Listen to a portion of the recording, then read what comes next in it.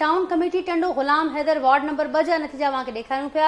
Pakistan Peoples Party जो उम्मीदवार कामयाब थियो आहे। Town committee Talhar ward number 6 Mohammad Usman Dalwai Pakistan Peoples Party जो उम्मीदवार हितां खां कामयाबी हासिल कई आहे 204 वोट खणी।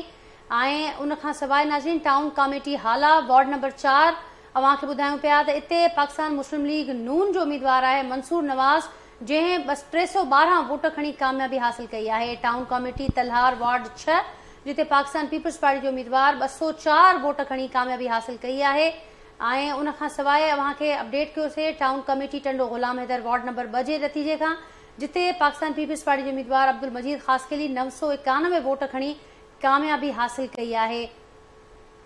नाज़रीन Tando Jam Khan Gulsher Lochi KTN news senior reporter असां सां गॾु मौजूदु आहे। टेलीफोन लाइन ते असीं कोशिशि कयूं था उन्हनि सां राब्तो असांजो मुनक़ते थियो आहे। कोशिशि कंदासीं राब्तो करे अपडेट अवां खे करण जी। जेके हिन वक़्त ताईं नतीजा साम्हूं आया आहिनि उहे अवां पंहिंजी टेलीविजन स्क्रीन ते ॾिसो पिया। दादू म्यूनिसिपल कमेटी वार्ड नंबर 1 बाबन खान पंवर पाकिस्तान पीपल्स पार्टी जो उम्मीदवार जंहिं 341 वोट खणा आहिनि कामयाबी हासिल कई आहे।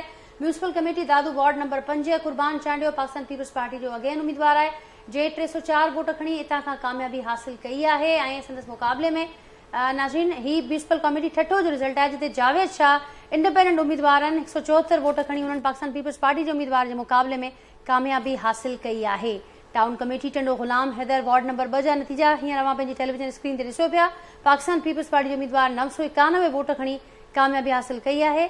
मोहम्मद उस्मान दलवाई आहिनि पाकिस्तान पीपल्स पार्टी जा उम्मीदवार जिन 204 वोट खया आहिनि। Town committee Talhar ward number 6 जो ही नतीजो अवां पंहिंजी टेलीविजन स्क्रीन ते ॾिसो पिया। टाउन कमेटी हाला वार्ड नंबर 4 जिते पाकिस्तान मुस्लिम लीग नून जे मंसूर नवाज़ साहब 312 वोट खणी कामयाबी हासिल कई आहे।